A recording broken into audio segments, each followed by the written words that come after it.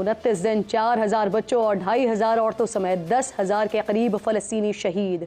जो करारदादें होती हैं उन पर कभी अमल दरामद नहीं होता है। कश्मीर की सूरत हाल आप देख लें, अब ये जो फ़लस्तीन का मामला है आपके सामने, खून मुसलमान का ही बहता है। उन्होंने कहा है कि मैं चाहता हूं कि मुजाहिदीन पाकिस्तान से यहाँ से उनको should be allowed to fight in Gaza. जो भी देश हैं दुनिया में जो अपोज कर रहे हैं इजराइल को, जो इजराइल के खिलाफ खड़े हैं, बकवास मत करो, बकवास मत करो। स्टारबक्स को बैन करो, लीवाइस जीन्स को बैन करो, करो। फेसबुक पे मत आना आगे से, यहूदी का बनाया हुआ है, ध्यान रखना।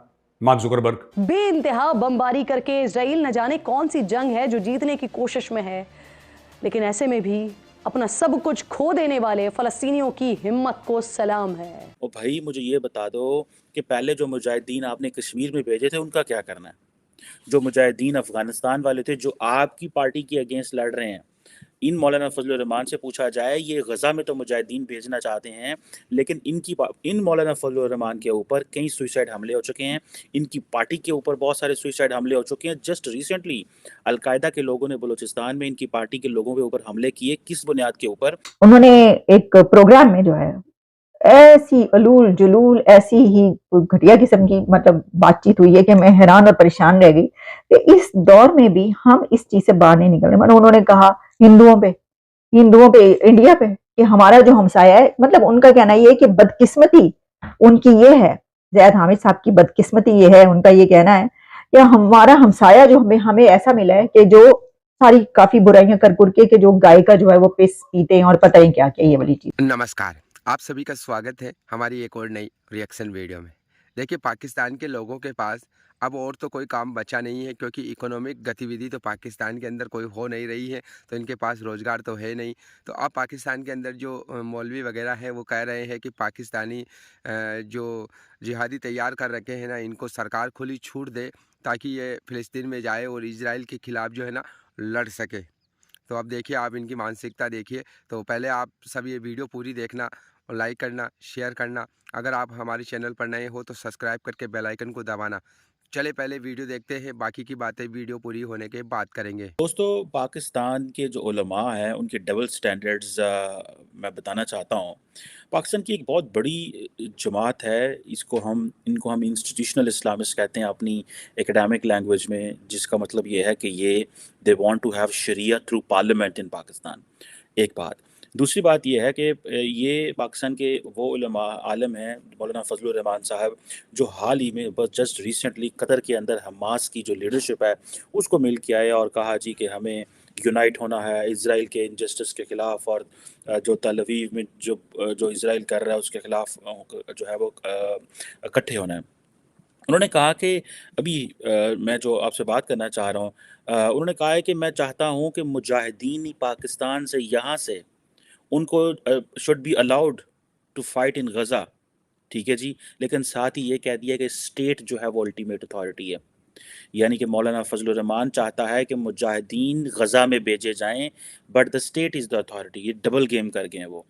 डबल गेम से मुराद ये है कि वो समझते हैं the monopoly over violence lies with the state, यानी कि फ़ौज के पास ही सारा कुछ है और स्टेट के पास ही सारा कुछ है, गन बंदूक उन्हीं के पास है। लेकिन वो कह रहे हैं कि जो उधर भेजें उनको गजा में भेजें।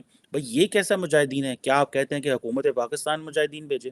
क्या आप चाहते हैं फ़ौज मुजाहिदीन भेजे, या आप चाहते हैं कि नहीं कोई भी जा सकता है?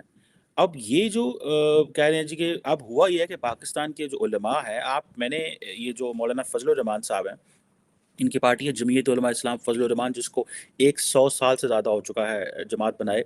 मेरा पीएचडी का थीसिस पार्शली JUIF की पॉलिटिक्स और मौलाना फजलुर रहमान की पॉलिटिक्स के ऊपर है, और मैं बता सकता हूँ कि दे आर ग्लोबली डिस्कनेक्टेड। लेकिन पाकिस्तान की डोमेस्टिक सिचुएशन, जिसमें इमरान खान ने इनको बिल्कुल साइडलाइन कर दिया हुआ था, एस्टैब्लिशमेंट ने इनको थोड़ा साइडलाइन किया हुआ था, ये हालात का फ़ायदा उठाते हुए वो जो right wing populist anti west जो वोट है उसको कैप्चर करना चाहते हैं। उसके लिए ये दोबारा ऐसी बातें कर रहे हैं। ना कोई हमास का इनसे लेना ना देना, लेकिन अब वो उन्होंने इंटरनेशनल मीडिया के सहाफ़ियों को बुला के ये रिसेंटली कहा है, ठीक है जी, फॉरेन मीडिया का पर्टिकुलरली ये कहा है ये पाकिस्तान जो है वो एक रिलीजियो ज़ाहिर बात है, वो समझते हैं जी कि हम एक बहुत बड़ी रिलीजियो पॉलिटिकल पार्टी हैं, और पाकिस्तान की जो पॉलिसी है उस हवाले से हमें बड़े। और भाई मुझे ये बता दो कि पहले जो मुजाहिदीन आपने कश्मीर में भेजे थे उनका क्या करना है? जो मुजाहिदीन अफ़गानिस्तान वाले थे जो आपकी पार्टी के अगेंस्ट लड़ रहे हैं, इन मौलाना फजल रहमान से पूछा जाए, ये गज़ा में तो मुजाहिदीन भेजना चाहते हैं, लेकिन इन मौलाना फजल रहमान के ऊपर कई सुइसाइड हमले हो चुके हैं, इनकी पार्टी के ऊपर बहुत सारे सुइसाइड हमले हो चुके हैं। जस्ट रिसेंटली अलकायदा के लोगों ने बलूचिस्तान में इनकी पार्टी के लोगों के ऊपर हमले किए। किस बुनियाद के ऊपर?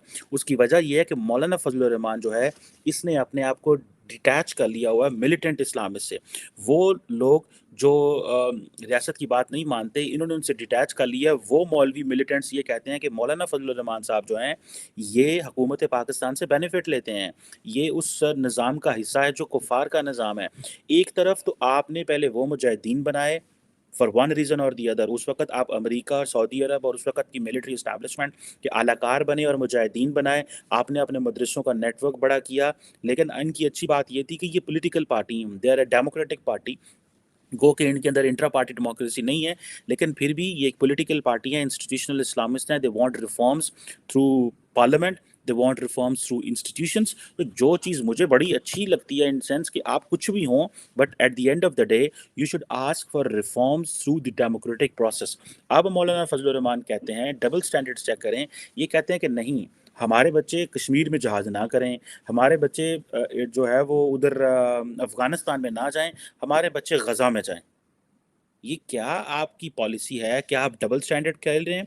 क्या आप डबल गेम कर रहे हैं? डबल स्टैंडर्ड है, या तो आप एक एक यूनिफॉर्म पॉलिसी रखें ना, कोई माने या ना माने। आप कहें जी कश्मीर में भी जहाद होना चाहिए, तो भाई जब आप ये बात वहाँ नहीं कह सकते, जब आप अफ़गानिस्तान के हवाले से कुछ नहीं कह सकते, तो आप ये चीज़ें कैसे कह सकते हैं कि भाई ये जहाद होना चाहिए? तो फ़लस्तीन में जो कुछ हो रहा है वो रियासत पाकिस्तान की ज़िम्मेदारी नहीं है।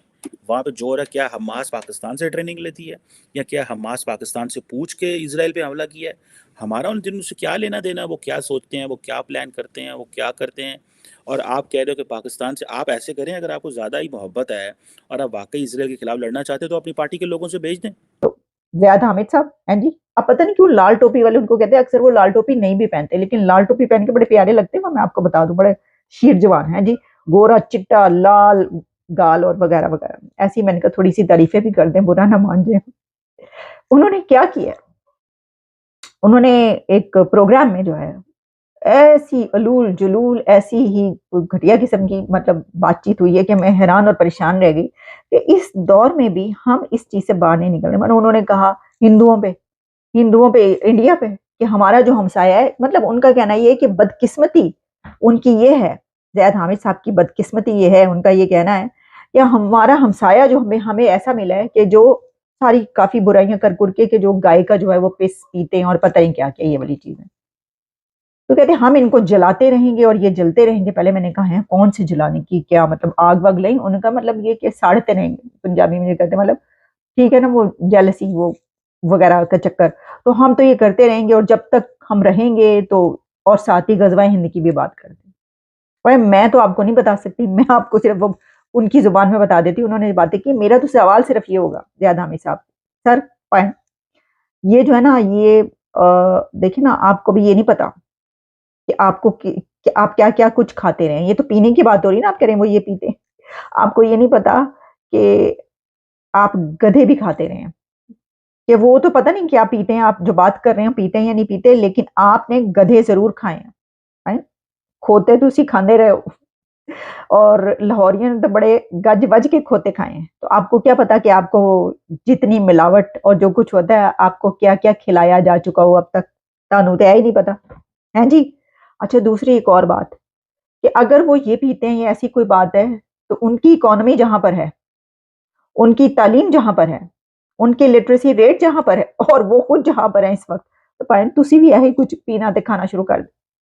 ये शायद ये कुछ ऐसा पीने से जो है वो अकल भी आ जाए, है जी आपको। और फिर इसी के साथ हो सकता है मतलब इतने गट्स आप में भी आ जाएं कि आप भी अपने मुल्क को वहां पर ले जाएं। तो आई होप दोस्तों आपको ये वीडियो ज़रूर पसंद आई होगी। और जैसा कि आपने इस वीडियो के अंदर देखा है, पाकिस्तान के पत्रकार डॉक्टर कमर चीमा जो यहाँ पर बता रहे हैं, एक पाकिस्तान के अंदर एक राजनीतिक पार्टी है जो फजलुर रहमान जिसके एक तरीके से हेड हैं, वो उसको ऑन करते हैं। पूरी तरीके से रिलीजियस पार्टी है, कोई डेमोक्रेटिक वगैरह पार्टी नहीं है, कोई राइट्स वगैरह नहीं है, रिलीजन के ऊपर चलती है ये पार्टी।